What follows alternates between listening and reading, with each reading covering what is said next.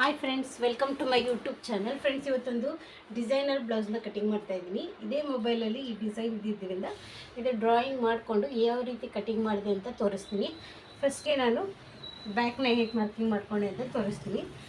ನೋಡಿ, ಇದು ಮಾರ್ಕ್ ಅಷ್ಟೇ ಮಾಡಿದ್ದೀನಿ. ಇವಾಗ ಕರೆಕ್ಟಾಗಿ ಯಾವ ರೀತಿ ಕಟಿಂಗ್ ಮಾಡೋದು ಅಂತ ತೋರಿಸ್ತೀನಿ. ನೋಡಿ, ಎರಡು ಬ್ಯಾಕ್ ಸೈಡ್ ಇದೆಯಲ್ಲ, ಈ ಥರ ಇಟ್ಕೊಂಡು ಈ ರೀತಿಯಾಗಿ ನೋಡಿ, ಬ್ಯಾಕಲ್ಲಿ ನಾನು ಯಾವುದೇ ರೀತಿಯಾದಂಥ ಚೇಂಜಸ್ ಮಾಡಿಲ್ಲ. ಇಲ್ಲಿ ರೆಡಿ, ಇದು ಡಾಟಿಗೆ ಮಾರ್ಕಿಂಗ್ನ ಮಾಡ್ಕೊಂಡಿದ್ದೀನಿ. ನೆಕ್ಸ್ಟು ಇದಾದಮೇಲೆ ಇಲ್ಲಿರುತ್ತೆ ನೋಡಿ, ಇಲ್ಲಿ ನಮ್ಮದು ಡಾಟ್ ಮಾರ್ಕಿಂಗ್ ಬರುತ್ತಲ್ಲ, ಅಲ್ಲೇ ಈ ರೀತಿಯಾಗಿ ಮಾರ್ಕಿಂಗ್ನ ಮಾಡ್ಕೋಬೇಕಾಗುತ್ತೆ. ಇಲ್ಲಿ ನಾನು 4 ಇಂಚಿಗೆ ಮಾರ್ಕಿಂಗ್ನ ಮಾಡ್ಕೊಳ್ತಾ ಇದ್ದೀನಿ. ಇಲ್ಲಿ ನಾನು ಬೋಟ್ನಿಕ್ ಸ್ಟೈಲಲ್ಲಿ ಕಟಿಂಗ್ ಮಾಡ್ತಾ ಇರೋದ್ರಿಂದ ಈ ಡಾಟ್ ಅನ್ನೋದನ್ನ ನಾನು ಸ್ವಲ್ಪ ಈ ಕಡೆ ತೊಗೊಳ್ತೀನಿ. ನೋಡಿ, ಇಲ್ಲಿ ಡಾಟ್ ಬಂದರೆ ಅದು ನೀಟಾಗಿ ಕುತ್ಕೊಳ್ಳಲ್ಲ, ಅದಕ್ಕೊಂದು ಸ್ವಲ್ಪ ಚೇಂಜಸ್ನ ಮಾಡ್ಕೋಬೇಕಾಗುತ್ತೆ. ಆಯಿತಾ? ಇವಾಗ ಡಾಟ್ ಮಾರ್ಕಿಂಗ್ ಆಯಿತು. ಇವಾಗ ಡೀಪ್ ಎಷ್ಟು ಬೇಕು ಅಂತ ಫಸ್ಟಿಗೆ ನೋಡ್ಕೋಬೇಕು. ಇವ್ರದ್ದು ಶೋಲ್ಡರ್ ಮೆಜರ್ಮೆಂಟು ನಾನು ಎಷ್ಟು ತೊಗೊಂಡಿದ್ದೀನಿ ಅಂತ ಹೇಳ್ತೀನಿ. ನೋಡಿ, ಈ ಮಾರ್ಕಿಗೆ ಬ್ಯಾಕ್ ಡೀಪ್ನ ಮಾರ್ಕ್ ಮಾಡ್ಕೊಂಡಿದ್ದೀನಿ. ಇದಾದಮೇಲೆ ಈ ಬ್ಲೌಸ್ ಮೆಜರ್ಮೆಂಟ್ ಇರುತ್ತಲ್ಲ, ಈ ಬ್ಲೌಸ್ ಮೆಜರ್ಮೆಂಟಲ್ಲಿ ನಾವು ಸೈಡ್ ಮೆಜರ್ಮೆಂಟ್ನ ತೊಗೊಂಡಿಲ್ಲ. ನೋಡಿ, ಈ ರೀತಿಯಾಗಿದೆ. ನಮಗೆ ಯಾವ ರೀತಿ ಬೇಕಾಗುತ್ತೆ ಆ ರೀತಿಯಾಗಿ ನಾವು ಮಾರ್ಕಿಂಗ್ನ ಮಾಡ್ಕೋಬೇಕಾಗುತ್ತೆ. ನೆಕ್ಸ್ಟ್ ಬಂದು ಇದನ್ನು ಎಷ್ಟು ಇಂಚಸ್ ತೊಗೊಂಡಿದ್ದೀನಿ ಅಂತ ತೋರಿಸ್ತೀನಿ. ಇವ್ರಿಗೆ ಶೋಲ್ಡ್ರ್ ಚಿಕ್ಕದು ಬೇಕು ಅಂತ ಹೇಳಿದ್ದಾರೆ. ಇಲ್ಲಿ ನಮಗೆ ಕಟೋದು ಅಥವಾ ಬಟನ್ ಏನಾದರೂ ಹಾಕ್ಕೋಬೇಕಾಗಿರೋದ್ರಿಂದ ಎಷ್ಟು ಇಂಚಸ್ನ ತೊಗೊಂಡಿದ್ದೀನಿ ಅಂತ ತೋರಿಸ್ತೀನಿ. ಫಸ್ಟಿಗೆ ನೋಡಿ, 14 ಇಂಚಿದೆ, ಪ್ಲಸ್ ಇಲ್ಲಿ ಅರ್ಧ ಇಂಚು, ಇಲ್ಲಿ ಅರ್ಧ ಇಂಚು, 1 ಇಂಚು ಎಕ್ಸ್ಟ್ರಾ ತೊಗೊಂಡಿದ್ದೀನಿ. ಫುಲ್ ವೇಸ್ಟನ್ನು ಕೂಡ ನಿಮಗೆ ತೋರಿಸ್ತೀನಿ. ಒಂದೊಂದ್ಸರಿ ಫ್ರಂಟು ಬ್ಯಾಕು ಬೇರೆ ಬೇರೆ ರೀತಿಯಾಗಿ ಬರುತ್ತೆ. ಇದು ನಾರ್ಮಲ್ ಬ್ಲೌಸ್ ಇದೆ, ಆದರೆ ನಾನು ಇದನ್ನು ಕಟೋರಿ ಬ್ಲೌಸ್ನ ಕಟಿಂಗ್ ಮಾಡ್ತಾಯಿದ್ದೀನಿ. ನೋಡಿ, ಇದು 32 ಇದೆ. 32 ಅಂದರೆ ಇದರಲ್ಲಿ ಅರ್ಧ ಮಾಡಿಕೊಂಡ್ರೆ, ಇದನ್ನು 4ನೇ ಭಾಗ ಮಾಡಿಕೊಂಡ್ರೆ 8 ಇಂಚಸ್ ಬರುತ್ತೆ. ನೋಡಿ, 8 ಇಂಚಸ್ಗೆ ಇಲ್ಲಿ ಮಾರ್ಕೊಂಡ್ರೆ ನಮಗೆ ಸ್ಟಿಚಿಂಗಿಗೆ 1.5 ಇಂಚಸ್ಸು ಮತ್ತು ಡಾಟ್ಗೆ ಇಷ್ಟು ಕರೆಕ್ಟಾಗಿ ಇದೆ. ಇವಾಗ ನೆಕ್ ಆ್ಯಂಡ್ ಶೋಲ್ಡರ್ನ ನಾನು 7 ಇಂಚು ತೊಗೊಂಡಿದ್ದೀನಿ.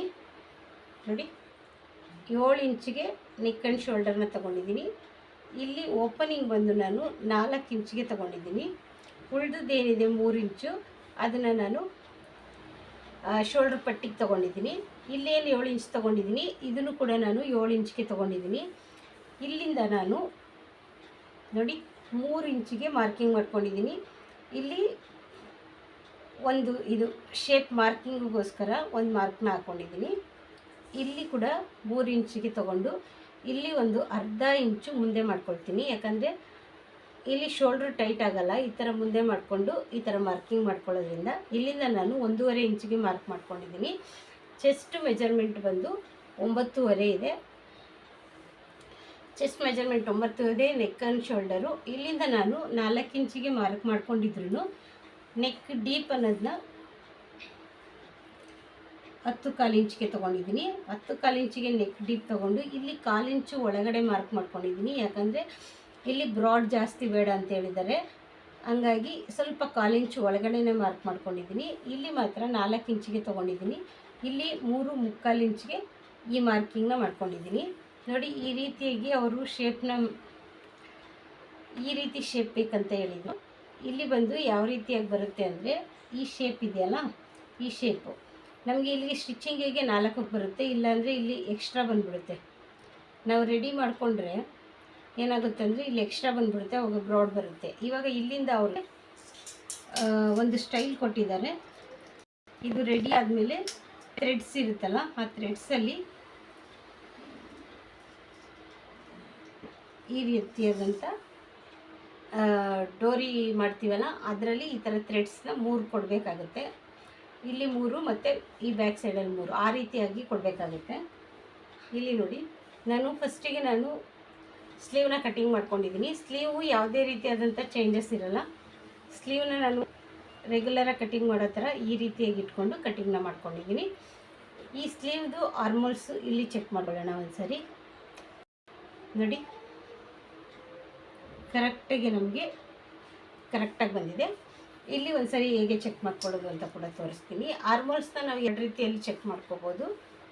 ಒಂದು ಸ್ಲೀವ್ ಕಟ್ಟಿಂಗ್ ಮಾಡ್ಕೊಂಡು ಚೆಕ್ ಮಾಡ್ಕೋಬೋದು, ಇಲ್ಲಾಂದರೆ ಈ ರೀತಿಯಾಗಿ ನೀಟಾಗಿ ಬ್ಯಾಕ್ ಸೈಡ್ ಇಟ್ಕೊಳ್ಳಿ.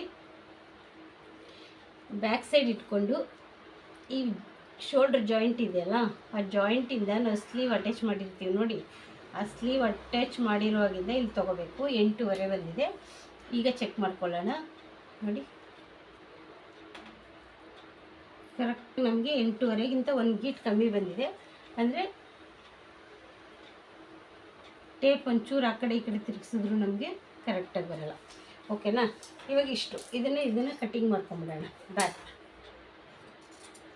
ನಮಗೆ ಡಿಸೈನರ್ ಬ್ಯಾಕ್ ಬೋಟ್ ನೆಕ್ ಬಂದಾಗ ತುಂಬ ಶೋಲ್ಡ್ರ್ ಮೆಜರ್ಮೆಂಟ್ ಏನಿರೋದಲ್ಲ ಅದೇ ತೊಗೋಬೇಕಾಗುತ್ತೆ. ಕೆಲವ್ರು ಶೋಲ್ಡ್ರ್ ಮೇಲೆ ಇದು ಡಿಪೆಂಡ್ ಆಗುತ್ತೆ. ಇಲ್ಲಿ ಓಪನ್ ಇದೆ ಅಂತ ಹೇಳಿದ್ರೆ ನಾವು ಇಲ್ಲಿ ಕಡಿಮೆ ತೊಗೋಬೇಕು. ಇಲ್ಲಿ ಓಪನ್ ಇಲ್ಲ ಕ್ಲೋಸ್ ಅಂದರೆ ಎಷ್ಟು ಶೋಲ್ಡ್ರ್ ಇರುತ್ತೆ ಅಷ್ಟೇ ಶೋಲ್ಡ್ರಿಗೆ ನಾವು ಇದನ್ನು ಕಟ್ಟಿಂಗ್ ಮಾಡ್ಕೋಬೇಕಾಗುತ್ತೆ. ಓಕೆನಾ? ಇಲ್ಲಿ ನಾನು ಬಟನ್ ಇಡೋದ್ರಿಂದ ಸ್ವಲ್ಪ ಓಪನ್ ಬರೋದ್ರಿಂದ ಅರ್ಧ ಇಂಚು ಕಡಿಮೆನ ಮಾಡ್ಕೊಂಡಿದ್ದೀನಿ. 15 ಇಂಚು ಶೋಲ್ಡ್ರ್ ಇರೋದ್ರಿಂದ 7.5 ತೊಗೋಬೇಕಾಗಿತ್ತು, ನಾನು 7.5 ತೊಗೊಳ್ತಾ ಇಲ್ಲ. ಕೆಲವು ಸರಿ ಓಪನ್ ಇದ್ದಾಗ ಮಾತ್ರ ಸ್ವಲ್ಪ ಕಮ್ಮಿ ಮಾಡ್ಕೋಬೇಕಾಗುತ್ತೆ. ನೋಡಿ ಈ ರೀತಿಯಾಗಿ ಕಟ್ಟಿಂಗ್ ಮಾಡ್ಕೋಬೇಕು. ಇದಾದಮೇಲೆ ಫ್ರಂಟ್ನ ಹೇಗೆ ಕಟ್ಟಿಂಗ್ ಮಾಡೋದಂತ ತೋರಿಸ್ತೀನಿ. ಈಸಿಯಾಗಿ ಕಟ್ಟಿಂಗ್ ಮಾಡುವಂಥದ್ದು. ಇಲ್ಲಿ ಒಂದು ನ್ಯಾಚು, ಇಲ್ಲೊಂದು ನ್ಯಾಚು, ಮತ್ತು ಇಲ್ಲೊಂದು ನ್ಯಾಚು. ಇಷ್ಟು 3 ನ್ಯಾಚ್ಗಳನ್ನ ಇದರಲ್ಲಿ ಹಾಕೋಬೇಕು. ನಿಮಗೆ ಬ್ಯಾಕ್ ಗೊತ್ತಾಗಿದೆಯಲ್ಲ, ಈ ರೀತಿಯಾಗಿ ಇದನ್ನು ಕಟ್ಟಿಂಗ್ ಮಾಡ್ಕೋಬೋದು. ಇದನ್ನು ಆಮೇಲೆ ಕಟ್ಟಿಂಗ್ ಮಾಡ್ಕೋಬೋದು, ಇಲ್ಲಾಂದರೆ ಫಸ್ಟು ಫ್ಯೂಸಿಂಗ್ ಎಲ್ಲ ಟ್ರೇಸ್ ಔಟ್ ಮಾಡಿಕೊಂಡು ಆಮೇಲೆ ಕಟ್ಟಿಂಗ್ ಮಾಡ್ಕೊಳ್ತೀವಿ. ನೆಕ್ಸ್ಟು ನೋಡಿ ಈ ರೀತಿಯಾಗಿರುತ್ತಲ್ಲ,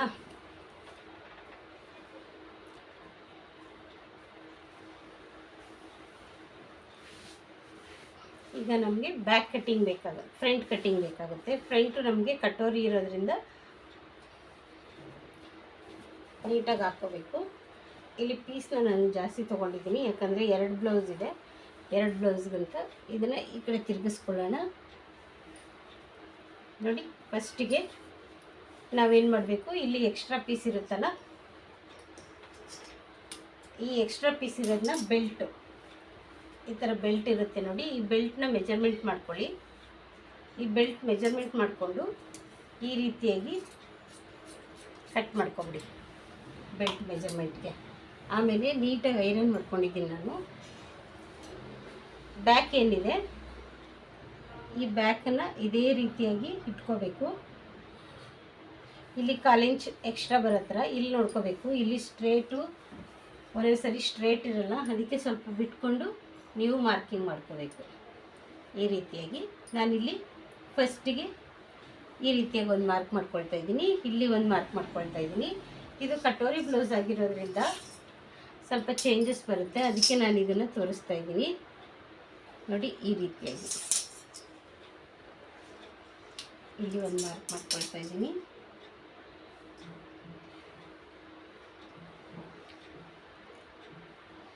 ಇಲ್ಲಿ ನಾನು ಎಕ್ಸ್ಟ್ರಾ ಏನು ತೊಗೊಳ್ತಾ ಇಲ್ಲ, ಯಾಕಂತ ಹೇಳಿದ್ರೆ ಇದು ಕಟೋರಿ ಬ್ಲೌಸ್ ಆಗಿರೋದ್ರಿಂದ ಕ್ರಾಸಲ್ಲಿ ಕಟ್ಟಿಂಗ್ ಮಾಡ್ಕೊಳ್ಳೋದ್ರಿಂದ ಎಕ್ಸ್ಪೆಂಡ್ ಆಗುತ್ತೆ. ಹಾಗಾಗಿ ನಾನು ಇಲ್ಲಿ ಎಕ್ಸ್ಟ್ರಾ ಏನು ತೊಗೊಳ್ಳಲ್ಲ, ಏನಿರುತ್ತೆ ಅದನ್ನೇ ಕಟ್ಟಿಂಗ್ ಮಾಡ್ಕೊಳ್ತೀನಿ. ಫಸ್ಟಿಗೆ ಇಲ್ಲಿ ಸ್ಲೀವ್ನ ಕಟ್ಟಿಂಗ್ ಮಾಡ್ಕೊಳ್ಳೋಣ. ಇದನ್ನು ಸ್ಟ್ರೇಟ್ ಮಾಡ್ಕೊಂಡಾದ್ಮೇಲೆ ನೋಡಿ ಫಸ್ಟಿಗೆ ನಾನೇನು ಮಾಡ್ತೀನಿ, ಇಲ್ಲಿ ಏನಿದೆಯಲ್ಲ ಇಲ್ಲಿ ಎಕ್ಸ್ಟ್ರಾ 1/4 ಇಂಚ್ ನಾನು ತಗೊಳ್ತಾ ಇಲ್ಲ. ಇದು ಕಟೋರಿ ಬ್ಲೌಸ್ ಆಗಿರೋದ್ರಿಂದ ಇದನ್ನು ಯಾವ ರೀತಿಯಾಗಿ ಕಟ್ಟಿಂಗ್ ಮಾಡ್ಕೋಬೇಕಂತ ತೋರಿಸ್ತೀನಿ.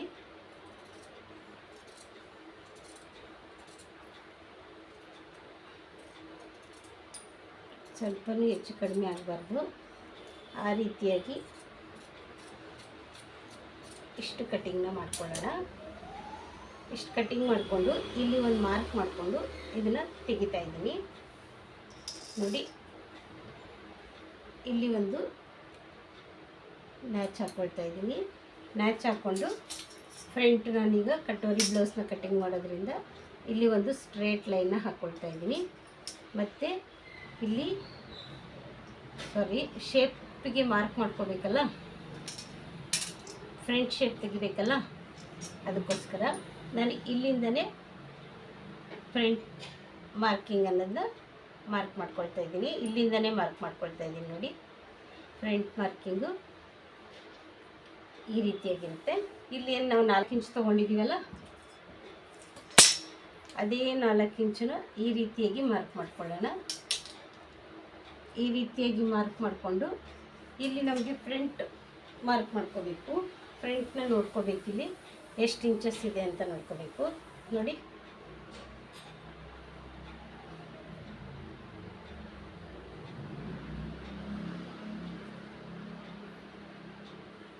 ಫ್ರಂಟ್ ಏನಿದೆಯಲ್ಲ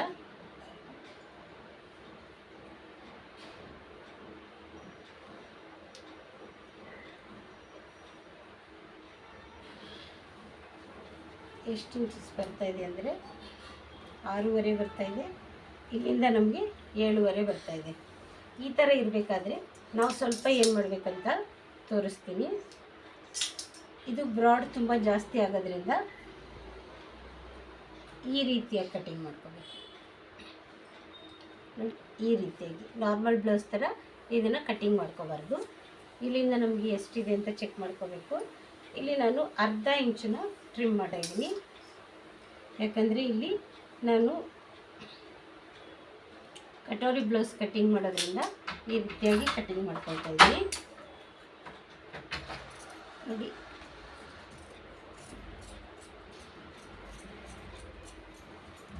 ಇಲ್ಲಿ ಆಮೇಲೆ ಕೂಡ ನೀವು ಟ್ರಿಮ್ ಮಾಡ್ಕೋಬೋದು.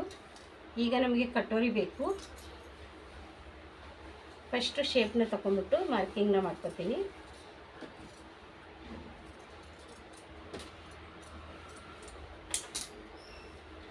ಇದಾದಮೇಲೆ ಇಲ್ಲಿಂದ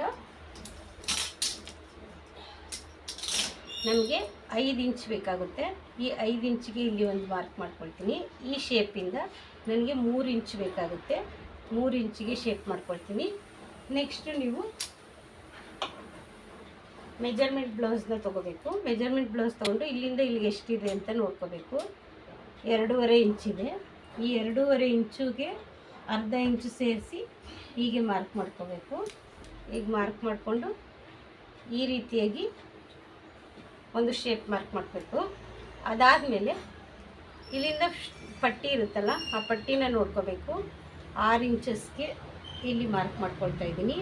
ಪ್ಲಸ್ ಸ್ಟಿಚಿಂಗಿಗೂ ನಮಗೆ 1 ಇಂಚ್ ಎಕ್ಸ್ಟ್ರಾ ಬಿಟ್ಕೋಬೇಕು. ಇಲ್ಲಿ 2 ಮೆಜರ್ಮೆಂಟ್ ಬ್ಲೌಸ್ ತೊಗೊಂಡಿದ್ದೀನಿ, ನಾರ್ಮಲ್ ಬ್ಲೌಸು ಮತ್ತು ಕಟೋರಿ ಬ್ಲೌಸು. ಈ ರೀತಿಯಾಗಿ ಇಟ್ಕೊಂಡು ಇಲ್ಲೇನಾಗಿದೆ ಅಂದರೆ ನಾವು 7 ಇಂಚು ಡೌನ್ ಮಾಡಿರೋದ್ರಿಂದ ಇಲ್ಲೇನಿದೆ ಈ 1 ಇಂಚನ್ನ ನಾನು ಮೈನಸ್ ಮಾಡ್ಕೊಳ್ತಾ ಇದ್ದೀನಿ. ಈ ರೀತಿಯಾಗಿ ಒಂದು ಮಾರ್ಕ್ ಮಾಡ್ಕೊಳ್ತಾ ಇದ್ದೀನಿ.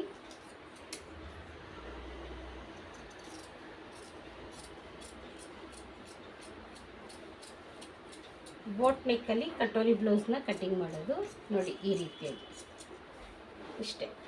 ಇದಾದಮೇಲೆ ನಾವು ಇಲ್ಲೇನಿರುತ್ತಲ್ಲ ಈ ಮೆಜರ್ಮೆಂಟಲ್ಲಿ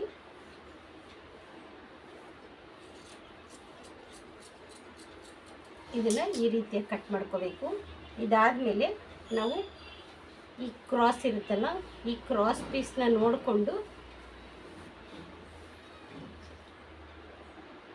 ಈ ಥರ ಕ್ರಾಸಾಗಿ ಹಾಕೋಬೇಕು. ಫ್ಯಾಬ್ರಿಕ್ನ ಈ ಥರ ಕ್ರಾಸಾಗಿ ಹಾಕ್ಕೊಂಡು ನೋಡಿ, ಇಲ್ಲಿಂದ 1.5 ಇಂಚು ಈ ರೀತಿ ಮಾರ್ಕ್ ಮಾಡಿಕೊಂಡು